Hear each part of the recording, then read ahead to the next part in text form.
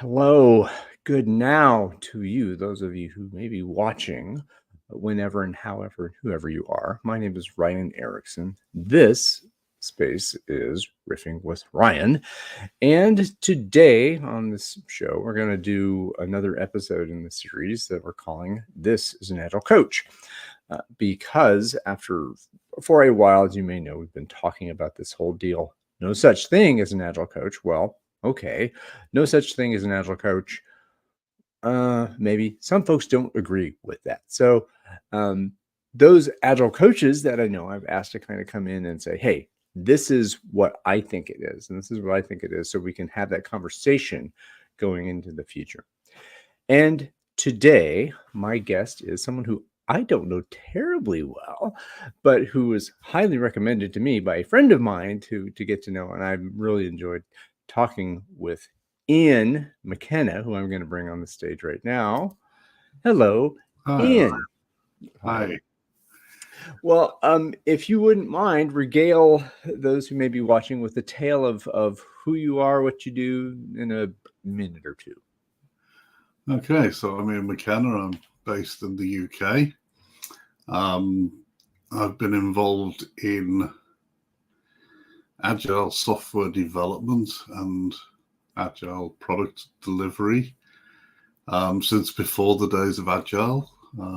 Started in the mid-1980s. So I'm a dinosaur. I've been around a bit. Now I focus my efforts on helping other people to gain a deep understanding of what it actually takes to deliver any type of product iteratively and incrementally and quickly. So that's me. Sounds great. Well, I think that leads us into the question of the day. So, Ian, what is an Agile coach? The $64,000 question. So I probably should say that I'm in the camp of there is no such thing as an Agile coach. But maybe for a different reason to other people. Part of that is, for me, there is no such thing as Agile. Agile isn't a noun. It shouldn't be a noun. That's a mutilation of the English language. And if we go back to the early days of this, I love the way you described it to me earlier, Ryan, as the community that isn't a community. A lot of people would say it probably really crystallized around 2001 with the publication of the Manifesto for Agile Software Development.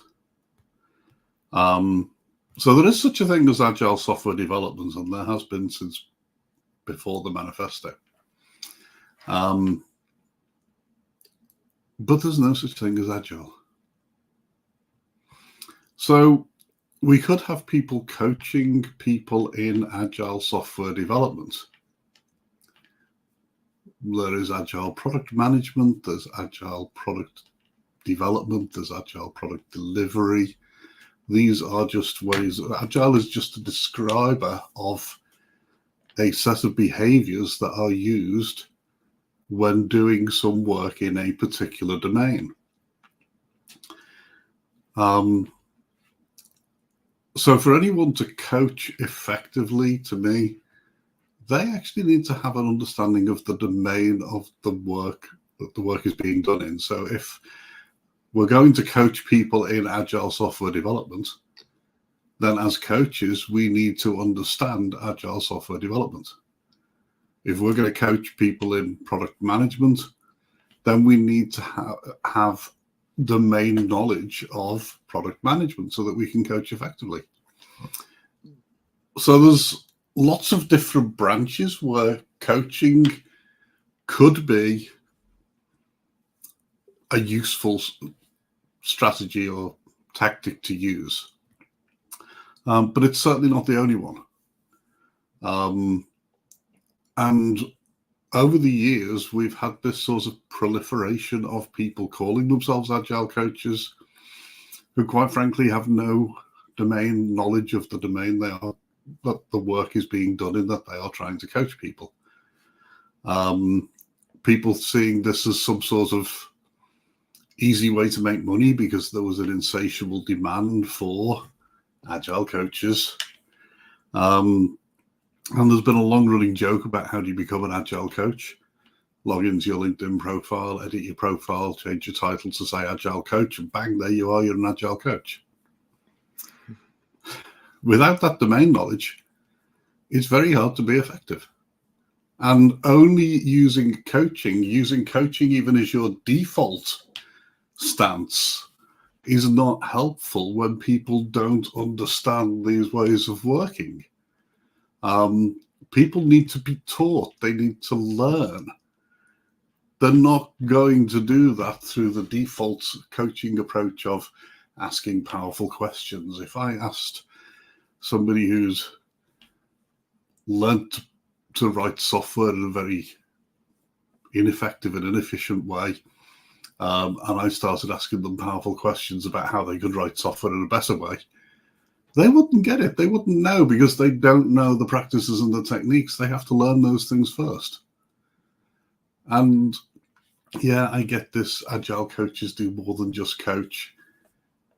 But without domain knowledge, they cannot teach effectively.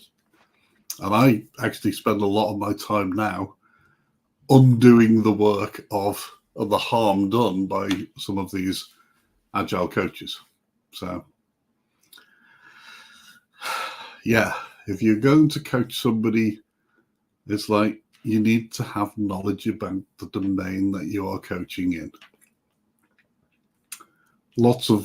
And you need to be able to do other things as well as coach. You need to be able to teach, you need to be able to mentor, you need to be able to guide. Yeah, it's not always about helping people find their own answers.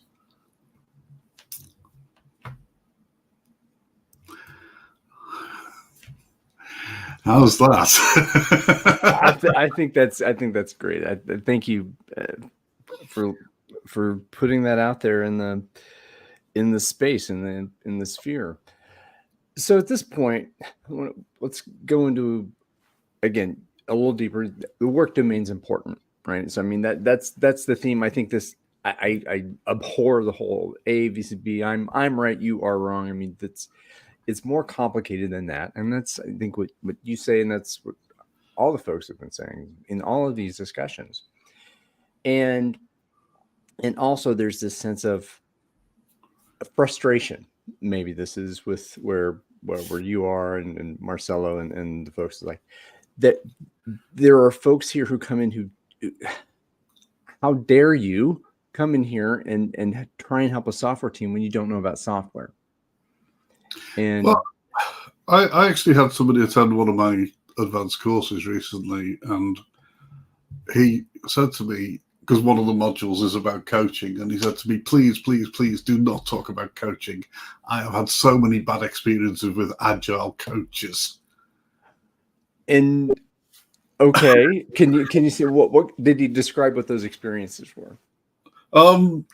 Basically, it was he explained one situation where somebody came in as an agile coach into the organization that he was working in, and one of the first things that they'd done was to send everybody a questionnaire to fill in. Now, this is not just to the people in the teams. This was to the senior managers, the executive, everyone. A questionnaire that took them roughly 3 hours each to fill in. And was asking questions about their personal lives. What was the biggest problem they faced in their personal life? Oh, gosh. You can imagine. Read the room, man. What kind? So, do you know anything? What kind of company was that? What was one man people person? It was a reasonably large company, several hundred employees. So how, boy, several hundred people times 3 hours, and each. Ooh, boy, that's an ask. Okay. So I will that's say that I don't think, from what he said, I don't think that agile coach lasted very long. well, I think that comes into another point that was brought in by Dan Moody, and he's kind of coming at this from a different perspective, holistic. Everyone's got a different perspective. Okay, I get that, but this is the arrogance of many, just people in general, but the arrogance of agile coaches. He said there was something that happened when it was Agile 2023 or 2022. There's a word cloud where people were asked to describe agile coaches, and the word that was right in the middle, the biggest piece of it, was arrogant, right? So that hubris of saying, oh, I am a coach, I've done 2 weeks, 2 months of training, so in the ICF mode of asking powerful questions, I have the right and I have the mandate to say, spend this amount of your life because trust me. That's kind of arrogance. It's I guess these people get their qualifications from the Dunning-Kruger Institute of the ICF. Unfortunately, Dunning-Kruger is alive and well. Yeah. Because another thing for me is I actually don't think you can coach just with domain knowledge as well. I think you need to have expertise. So what's the distinction in that for you? Well, let's just say I have encountered some agile coaches who have spent 6 or 12 months working on a team that thought it was using Scrum but wasn't. They've never actually delivered anything. They've all been fired, and then these people changed the title to become agile coaches because it was an easy way to get a job. Mm-hmm. They've not actually demonstrated any real ability to deliver a product. They've not demonstrated any real solid ability in software engineering. They've not demonstrated any clear ability in product management.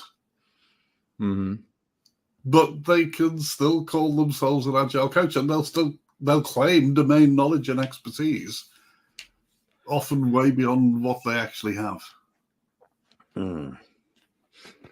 Why do you think that is? Just a conjecture. I'm not saying you're casting aspersions on anyone, but because they can get away with it, because in the past there has been this insatiable demand for agile coaches. I remember one of the previous heads of the Scrum Alliance saying to me once that in the US alone there were something like 5,000 vacancies live online for agile coaches.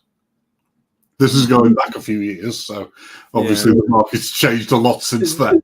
That's what I wanted to get into. So that was so there's the glut and there's the rush to the gold rush, right? Maybe the agile gold rush. If you think about it, we went through exactly the same within software engineering, where there were not enough trained, skilled software engineers to meet the demand of the market.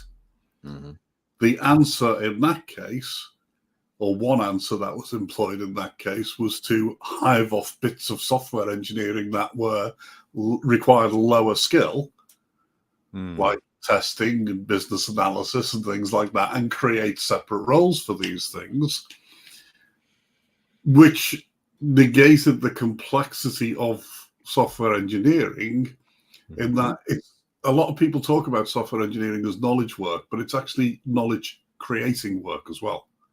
As we do it, we are creating new knowledge for ourselves, the people doing it.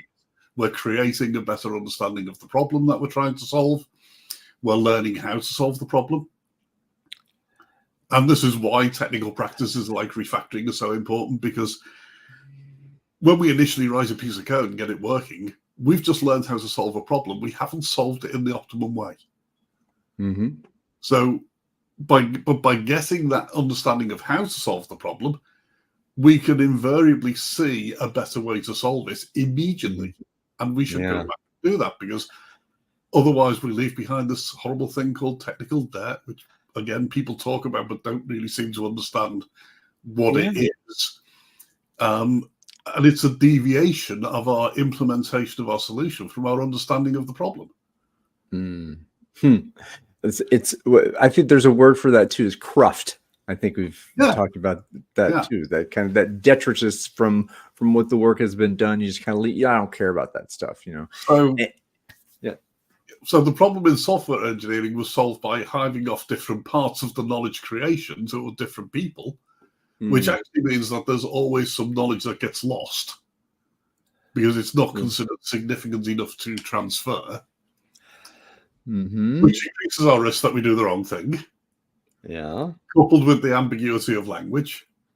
Unfortunately, there's not really such a possible solution when it comes to helping teams become more effective at delivering high-quality working software. So, agile coaching couldn't be sort of split up into different things, because then you'd need a software development coach, you need a business analysis coach, you need a testing coach. Oh no, we can't afford all that. Let's just hire one person who calls himself an agile coach. Well, this is where the sports analogy kind of falls, and it may fall a bit different in American football, right? So you have the head coach, the offensive and defensive coordinators. You have position coaches for every group of positions, every 3 or 4 or 5, and all that kind of stuff. But on a software development team of 10, you can't have 10 different coaches because you've got administrative bloat there. You have one coach who understands software development. and that's also, so that's, it comes down to but some of those things you talked about, the creative piece, and because I come from the musical background, so it's about the cross-functional team is, we each have our different instruments, but we understand the music in similar ways, right? And this is, I think you talked about the splitting of BAs and testers and all that kind of stuff. That leads to, in my mind, the way it's described, and I've seen it, I've felt it, that there's this lack of respect between developers and BAs and testers. Testers don't like these folks, and then you put folks offshore and onshore. No, I don't respect those guys in the Philippines, or those ladies, gentlemen, and people in Croatia, whatever. But so all this disrespect, it comes from splitting out. That if we bring those things together, that we become because we respect each other, and you're an excellent tester because you have learned how to solve testing problems and write test cases that maybe I, as a developer, wouldn't think, or the business analysts would not have gotten from the conversation they had. So coming together and having that mutual respect is important, right? And so but then, okay, so what's a coach's role in that? And if you have that team, I'm going a couple different ways, but you talked about knowledge creation. Creation is different than that kind of production thing. So I want to riff a bit on your theme about music, because I come from a musical background as well. I think actually a lot of people in the software world come from musical backgrounds, because there's a lot of similarities there with patterns and pattern recognition and changing patterns, coming up with new patterns. Music to your ears, listen, totally. So please do. The thing is, one thing, lack of respect, is because these bits of software development were hived off because they were viewed to be lower skilled. Not everybody has that same understanding of the music. Testers don't have the same understanding necessarily as the people writing the code. The architecture, BAs often don't understand these things either. So, as well as segregating the knowledge creation and introducing a problem with losing knowledge, we've also created a situation where there is not the same understanding of the music. You know, you watch a jazz quartet playing, they are constantly communicating with each other whilst they're playing. Yeah. Nobody's on their own doing their own thing. It can't be. You can't be now. Even if somebody's playing a solo, there's still communication going on. Yeah, and if no one else, right? And this is great because you got the drummer playing. He's playing a bit. Everyone's got to be paying attention because you got to come in like, and then everybody goes or the yes. You don't have that in a software team. Not listening. Not when there are discrete roles that are siloed as part of the knowledge creation process. We lose that communication. Yeah, we lose that understanding. And so this comes down to the squishy part of, okay, so it's a multivariate problem. I think Marcelo talks about this too, and that is not only is there a wide asynchrony in the expertise levels and the domain knowledge levels, so that's a problem to solve. Okay, so that's a teaching problem. The knowledge problem is not necessarily that hard if you acknowledge it. So here's some knowledge you can study, gain, practice, and then okay, so now you've learned how to play your instrument, right? So I know the notes, right? And yet then you get these folks in the room, get a bunch of relatively similarly skilled folks in the room. There's still that we've got this gray matter up here, we got this, and we got this, and we all have a life experience.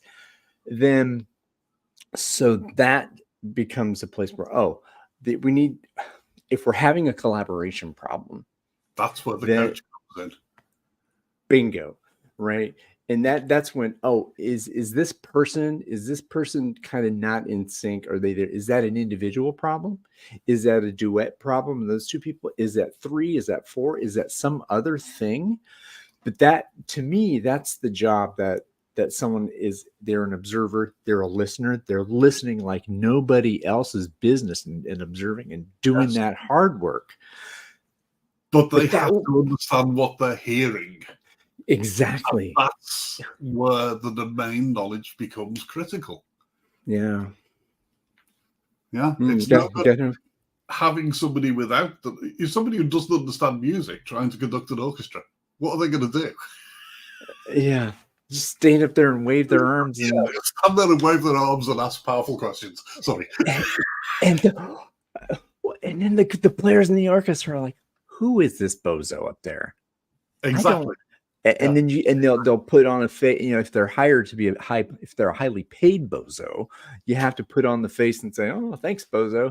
And then you go back in the room when you're taking a smoke break to just, "Oh God, what an idiot, loser." Yeah. Oh man.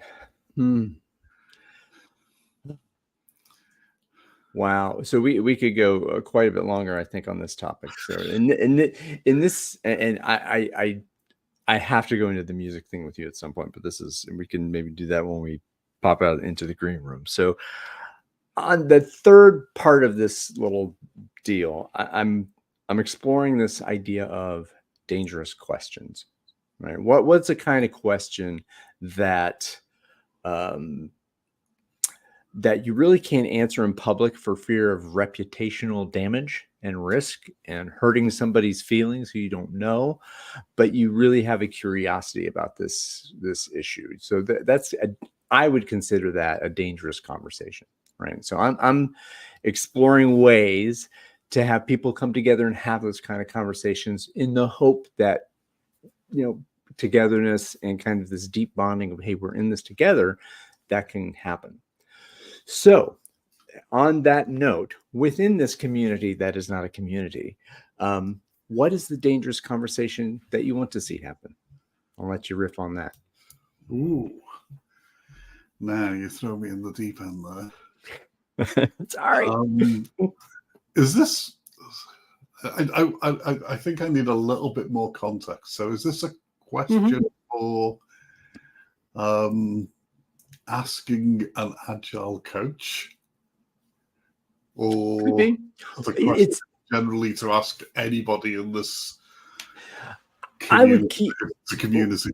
Yeah, let's keep, because there's no, or I say that because there's no boundaries, there's no status of membership. Like if you're a citizen of an apartment complex, you got to pay the rent, you got to live here. This is all stuff, or a city, or a country, or the PMI, the community of, so all this stuff. That's what I say, and there's a sense of communitas. So because this is the subject matter area, agile software development, that what we call, I would say, yeah, what is the dangerous conversation within this sphere that started, when the name that has been named that shall not be named, that came about in 2001 from Snowbird.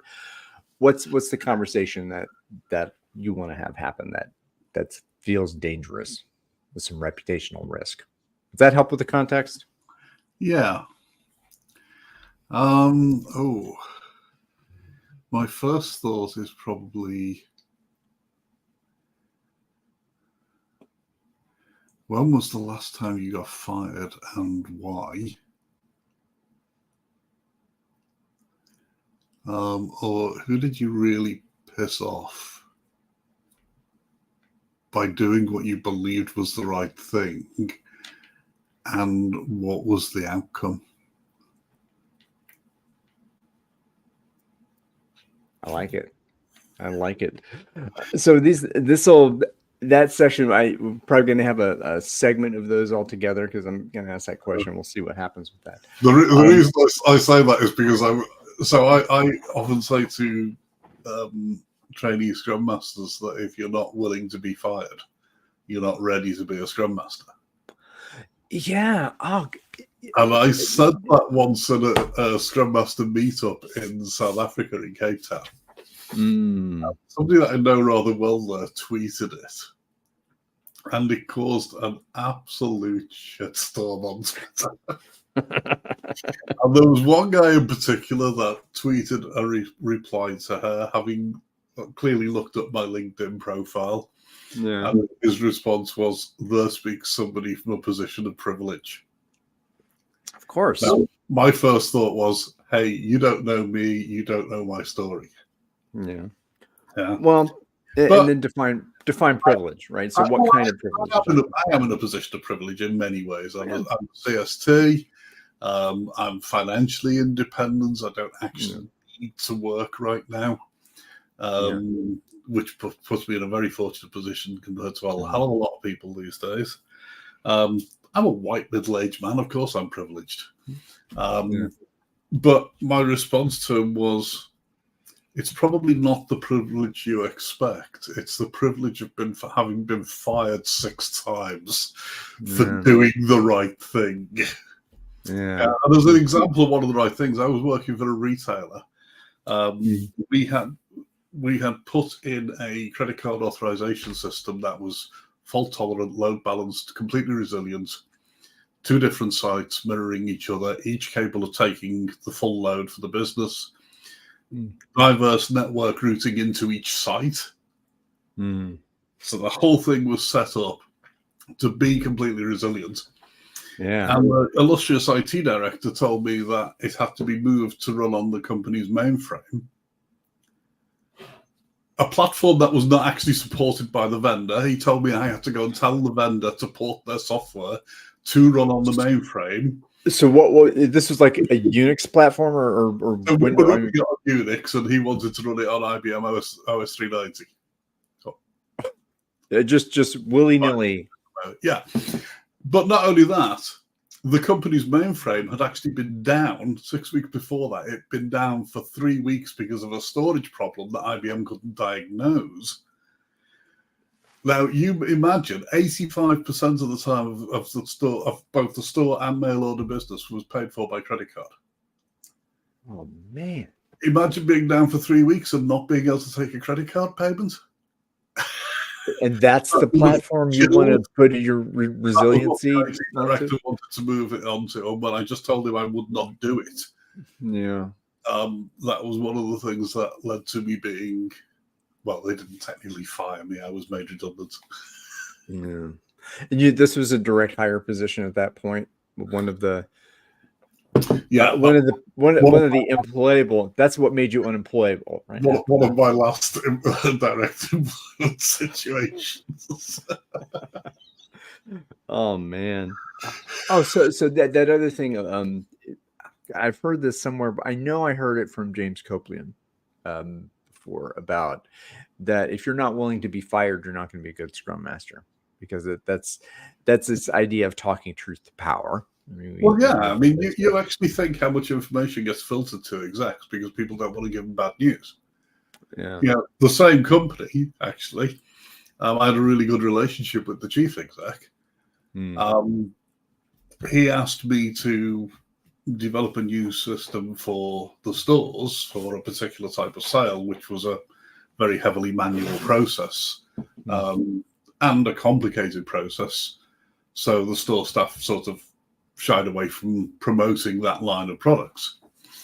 Asked me if we could put a system in to make it easier. And he gave me a list of stakeholders to engage with for this. And 6 weeks into the project, I went to him and said, we need to stop this. It's not going to deliver. The stakeholders don't know what the hell they're talking about. And he said, well, we need it. This is potentially a very lucrative line of business for us. What do you suggest? I said, well, we need to restart them, but with the right people involved. And he said, well, who are the right people? I said, we need real end users. We need store staff. We need head office staff who are dealing with the suppliers. We need to actually get the people on the ground doing the work involved in creating the solution. What a radical thought. I could blow my mind. It's how often has this been this? Oh my gosh, this like the light bulb comes on. Oh my, so maybe we should ask them. The CEO turns around to me and says, "Okay, do it. Can we still have it on the original date?" And I said, "Well, I don't know. We've spent 6 weeks getting this far. And I didn't know 6 weeks ago if you could have it on that date or not. That was just a date that Microsoft Project told me might be possible." Yeah. It wasn't a commitment, it wasn't a guarantee. Now, that same CEO actually turned around to me a few months later as I was leaving the organization. He said to me that I was the first project manager who he'd ever met that had suggested stopping the project. Wow. And did he say that to you with a sense of admiration or? No, he was. People like to be told the truth. Wouldn't you think so? Well, people very often feel that if they tell the truth to execs. I mean, I had a client years ago now. They used to have this Monday afternoon project review meeting with the vice presidents in charge of the sort of like customer-facing business. Yeah. Normally there'd be about 20 projects on the go, 20, 30 projects on the go. So 5 o'clock on a Monday afternoon, great time to have a meeting. We used to have to go and have this project review. At least it wasn't Friday. Yeah. And of course, during the previous week, something would have gone wrong on one of the projects. And this VP would sit there and she'd say, look, I'm not going to shout at you. I'm not going to scream at you. There's no punishment here. We need to understand what happened so that the other projects can learn from it and try and avoid the same thing happening. Yeah. Whichever of the project managers it was at that point would heave a sigh of relief. Okay, I'm not going to get shouted at. And they would open up and they'd spill their guts. And then the vice president would give them an absolute bollocking. And one day, one of them said something to me about, "You're always very quiet in these meetings." I said, "Yeah, because I learned after the first one." Yeah. She says she's not going to shout at you, and then she shouts at you, and you guys have been doing this for years, and you have not learned yet. Oh, good Lord. Oh, people. And if you dig into that person needs an executive coach. Well, the thing is, if you take that sport analogy of coaching, high performance coach, right? Yeah, high performance coaching. You look at Andy Murray as a tennis player. Who did he have as his coach? Ivan Lendl. Ivan Lendl an expert tennis player, a championship winner. He didn't just go and hire somebody who played tennis at the local tennis club for 6 weeks. Yeah, we hire someone who knows, who has been where he wants to go, right? Yeah. Is that so much of a shibboleth, to not be able to say that? But then the thing is, you have to pay them. And this is the other thing. If you actually look at the market as it was for agile coaches and for scrum masters, they were some of the lowest paid positions in a lot of cases. Now, that says to me two things. One, that organizations aren't actually serious about wanting coaching, because you wouldn't just go and hire some, as I say, Murray wouldn't hire somebody who'd been playing tennis for 6 weeks at their local club to coach them. He wants somebody who's been there, who knows what it takes, who can help him get there and stay there. Yeah. Not only he's hiring someone for a purpose, right? Yeah. But then you got to pay them what they want, and it's like I'll actually never forget one of the hardest interviews I had for a contract. It was a panel interview. I actually found out later that the internal candidate for the same position was on the panel for my interview. Of course. Yeah. But one of the guys from the organization, he was the most senior from actually worked for the client's organization. At the end of the interview, he said to me, "Are there any questions you want to ask us?" And I said, "No, not really. I think we've covered everything." And he said, "Oh, that really surprises me." Now, my first thought was, shit, what should I have asked him that I haven't asked him? And then my second thought was, how the hell do I get out of this now? So I just thought, okay, just brazen it out. And I looked at him and said, okay, so what do you think I should have asked you that I haven't asked you? Yeah. And he said, well, I thought you would have asked what sort of support you would get from senior management, given the profile of this project, what's at stake, what's involved. I would have thought you'd be really keen to know what support you would get from us. I thought about it. I thought, that's actually a really good question. That's an excellent question. Now, how the hell do I get out of this? And I just looked at him and said, I don't need to ask you that question. And that just threw him completely off guard. Oh? Why?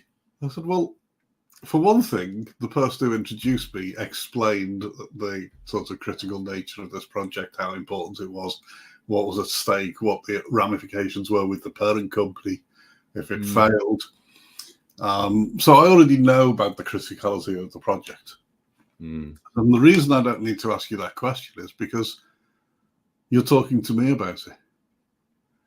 You could have gone to JobServe and found some £350 a day wanker who didn't know what the hell they were doing and hired them. But you're talking to me, who's probably one of the most expensive people you're going to come across. And you and I both know that I can walk away from this at any time. So if I don't get the support from you, I'm out the door. Yeah. You're not needy. It was only after I left that organization that my line manager, he was another contractor, but he was part of the panel. Yeah. And we went over dinner and he turned around to me and said, "Oh," he said, you pulled it out the hat with that answer." He says, well, until then, everyone was thinking, oh, it was just a wanker in a shiny suit. Why should we look at hiring this guy? He said, but when you came up with that answer, when you left, he looked at me and said, "So what do you think?" And I just looked at him and said, "He'll do the job." Oh man, that's awesome. Well, I'm gonna let's stop the recording for a moment. I'll say a blah blah blah to those folks who may. I think I'm gonna stream this later today because I think this has been really fun. So I'll do my blah blah and then we'll head out. Hey, blah blah blah blah blah. This has been a great talk with Ian. I love this. I got to know him a little better. The music thing, woo! And so I'm so psyched to have another talk with Ian again for sure, and have more to come. So thank you for the precious gift of your time and attention. I'll see you later.